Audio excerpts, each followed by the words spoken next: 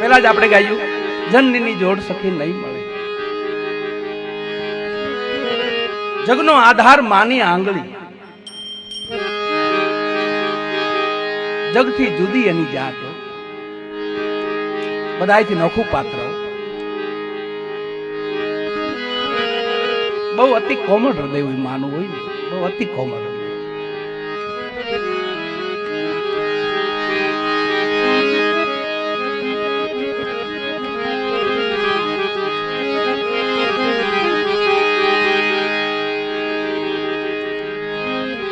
ઘણા ભજનો છે એવા, એમાં આ સમય એવો છે, આ પ્રસંગ એવો છે વાલા, આમાં બને એટલી વાણી ગવાય.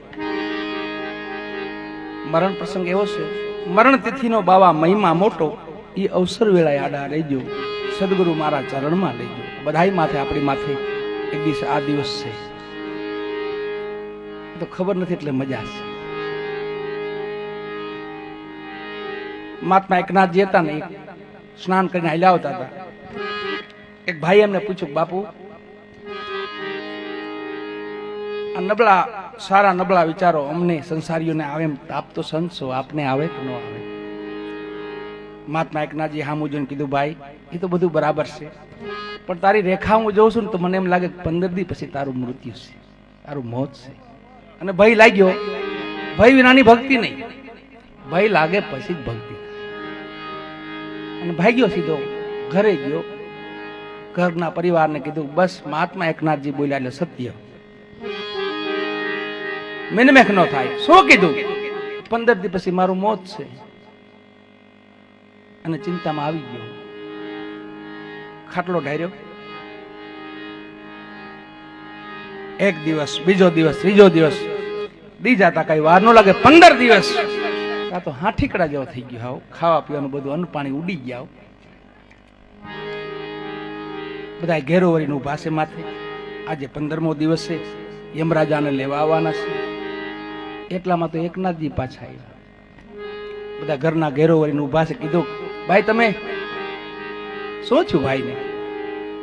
કે બાપુ તમે જ કીધું તું 15મે દિવસે આમનો મૃત્યુ છે. હા, ત્યાં જોવા જોજો. જોયું તો ખાટલામાં હોતો છે. મહાત્મા એકનાથજી કીધું, ભાઈ એ તારી માં તો ઓલી ઘાત હતી ને, વહી ગયો, કઈ ચિંતા કરતો નહીં. ત્યાં તો બેઠો થયો. હે બાપુ, બેઠો થઈ ગયો, ભાઈ વહી ગઈ ને, બેઠો છે. હું કયો બાપુ, ઓલી ઘાત હતી ને તારી માથે, વહી ગઈ. પણ તું મને તેથી કાંક વાત કરતો હતો. શું વાત હતી? હું પૂછતો હતો? બાપુ એ તો હું તમને એમ કહેતો હતો કે આ બધા નબળા, સારા નબળા વિચારો અમને આવે, તમને આવે કે ન આવે? કે બેટા એક વાત કર, આ 15 દિવસમાં કેટલા નબળા વિચારો આવ્યા? બાપુ એક નહીં, આરામ. હું આવતો છું કે બસ યમરાજ દેખાતા હતા, એના દૂતો દેખાતા હતા, એનો પાડો, સપના એના જ આવતા હતા. બાપુ કાંઈ ખરાબ કોઈ વિચાર, ગાંડા જે વાતને તે 15 દી મગજમાં રાખીને એક વિચાર ખરાબ ન આવ્યો તો અમે સાધુ સંતો હર હંમેશને માટે હર પલ એને મગજમાં રાખી છે, અને યાદ રાખીને ચિત્તમાં રાખી છે. અમે ખરાબ વિચાર આવે જ નહીં.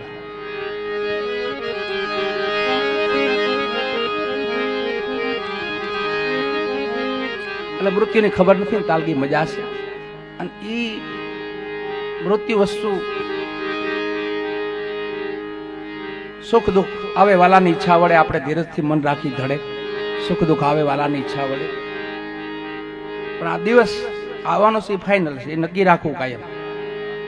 આખો દીમાં એક દાણ મૃત્યુને યાદ કરી લેવું, જે થોડાક અટક્યા. આજે હું દોઘાડીને દીધે જઈશ ને, એ નહીં કરવા. ઘણા ઠેબે ચડાવતા જઈએ, કોઈનું ધ્યાન ન રાખીએ, એમ નહીં. ધ્યાનમાં કોઈ નહીં રાખવાના, ધ્યાન રાખવાના. આપણે ધ્યાનમાં બહુ રાખીએ, તારો વારો છે એમ. ધ્યાન નહીં રાખ, ધ્યાનમાં નહીં રહેવાનું, ધ્યાન રાખવાનું. આપણેથી કોઈ નબળા હોય, આપણા પાડોશી હોય, આપણા ભાઈઓ હોય, કુટુંબ પરિવાર હોય, એનું ધ્યાન રાખવાનું, ધ્યાનમાં નહીં રાખવાનું.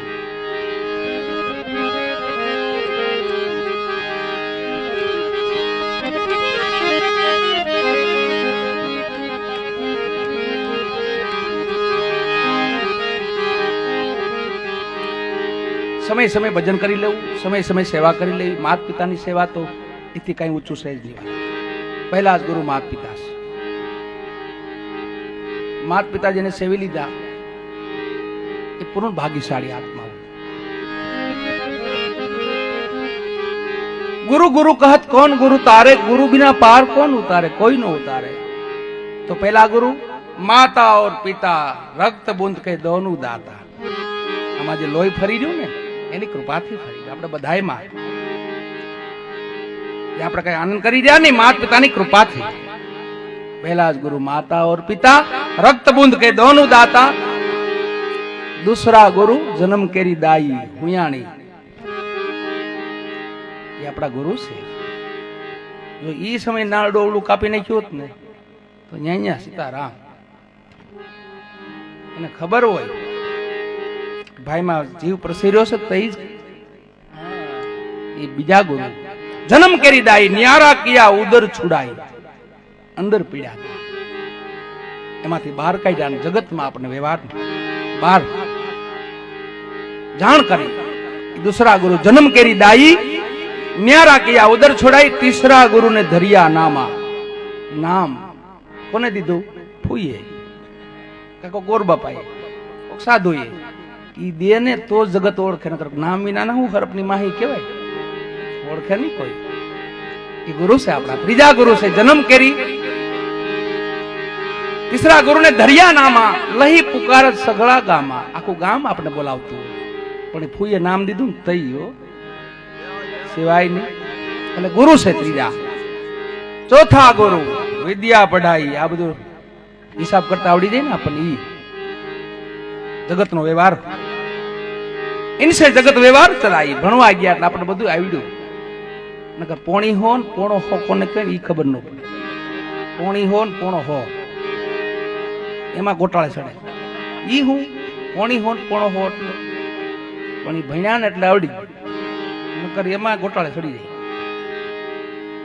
चौथा गुरु ने विद्या पढ़ाई. इनसे जगत व्यवहार चलाई. चौथा गुरु ने विद्या पढ़ाई. इनसे जगत व्यवहार चलाई. पांचवा गुरु ने माला तिलक दीना. इनसे राम कृष्ण का सुमिरन किया. ये पांचवा गुरु.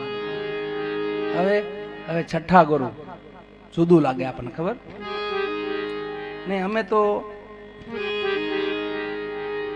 આ ભગવાન જ માનીએ. हमारा बीजा भगवान ने अरे बधाई एक से तो नहीं अवतार लीला से जुदा नहीं. जुदा माथी एक करे ने ई छठा गुरु. छठा गुरु ने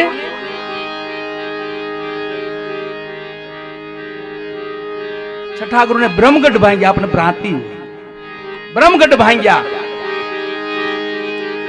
सबसे छुड़ाई एक संग लाग्या. पछी एक लागे बधुं. ने छेला सातमा गुरु आवे पछी वाला अभय दान. काल ने एम कही घटी जा ने कीधेलू से मोरार साहेब. काल ने मोरार साहेब महापुरुषोए कीधेलू से कि 12 महीने पाछो आवजे. हूँ बोलावुं ती आवजे. घटना केवी घटेली खबर? मोरार साहेब हता ने थराना राजकुमार हता. एमना गुरु हता रवि साहेब. 12 वर्षनी उंमर ने मोरारनी 12 वर्षनी उंमर ने रवि साहेब एमना दरबार ने त्या गेला. वाघेला दरबार અને મોરાર ગમી ગયા. નાની ઉંમર બે દંપતીને કીધું તમારો દીકરો મને આપી ગયો ને. કે બાપુ તમારો છે. એમના ગુરુ મહારાજ હતા.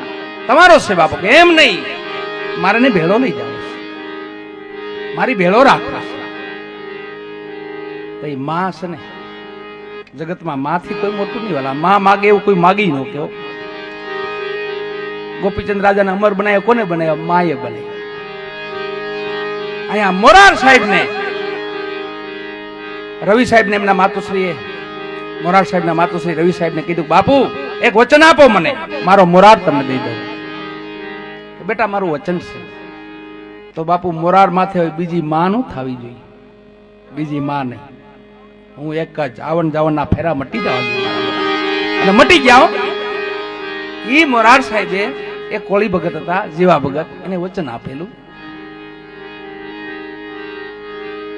ઘટના એવી ઘટેલી કે વાઘેલા દરબાર હતા પોતે અને કોળી પટેલ સેવા નજીક કરે નજીકથી રે અને જેવા વખત આરે બાપુને ભળે બહુ મોરાર સાહેબને, એટલે થોડાક પાસે નજીક ડાયરો હતો ને એને ગમે નહીં, કીધું કે આ જીવાને ક્યાંક બહાર કાઢી તો બાપુ આપણે પાસે બે.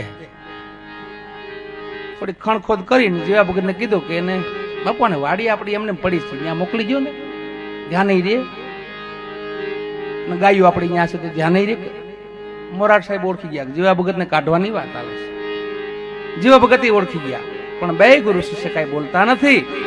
અને જેવા ભગતને કીધું ભગત વાડીએ જવું છે કે હા બાપા તમે કયો એમ હુકમ કરો, મારા ગુરુ મારા છો તો તમારે હવે વાડીએ રહેવાનું છે. એક વચન આપો હું વાડીએ રહું, તમે જદી દેહ છોડો ને તેથી મને મળ્યા સિવાય જવાય નહીં તમારે. જા જેવા મારું વચન છે. અને વચન આપ્યું મોરાર સાહેબે. સમય જાતા બાપુએ દેહનો ત્યાગ કર્યો મોરાર સાહેબે, અને ખબર પડી જેવા ભગતને કે મોરાર સાહેબે દેહનો ત્યાગ કર્યો છે. ભગત કે બાપુ એમ ન જાય, મને મળ્યા સિવાય ન જવાય બાપુથી. અરે પાલખી ફરે છે ગામમાં. દોડતા દોડતા વાડીએથી આવ્યા ને હામાં ઉભા રહી ગયા. ઓલા પાછા ઓળખી ગયા, જો જીવો પાછો આવ્યો. કીધું મારે બાપુ વારે બે વાત કરી. અરે જેવા ભગત બાપુ હતું સતલોક વહી ગયા બાપુ, હવે શું વાત કરવી, મને બે વાત કરી લેવા દો ને.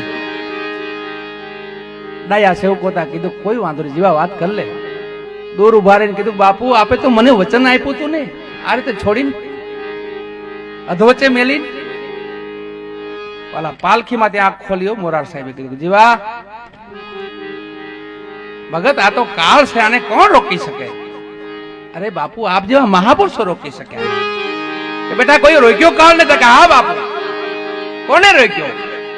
કે મહાભારતમાં ભીષ્મ પિતામહે 6 મહિના કાળને રોક્યો. હે ભીષ્મ પિતામહે 6 મહિના રોક્યો. પાલખીમાંથી ઉતરીને કીધું મોરાર મહિના 12 મહિના કાળને કીધું જા પાછો હોઈ જા, મારા સેવકારે સત્સંગ કરી લઉં, 1 વર્ષ લગી આનંદ કરી લઉં, પછી આવજો. ધર્મ માટે ભક્તિ માટે આપણા મહાપુરુષોના આપણા સંતોના બહુ બલિદાન છે. ખાલી એને યાદ કરીને તો આમાં ઘણું ઓછું થઈ જાય. એને વાગોલે રાખીને આ પશુ જેવું છે. પશુને નીર નાખીને આપણે નીર ખાઈ લઈએ, ખાઈને પછી નિરાતે બેઠું બેઠું ધીમે ધીમે ધીમે ઝીણું કરે, પછી અમૃત દૂધ અંદર ખાય. એ વાણી છે ને એ છે. ભક્તિ માટે ધર્મ માટે આપણા મહાપુરુષોના કેવા બલિદાન. એ તમારી જુગો જુગ રેસે રે ભલાયું રે મહારાણી દર જીલો તોરલ કાઠિયા જીલો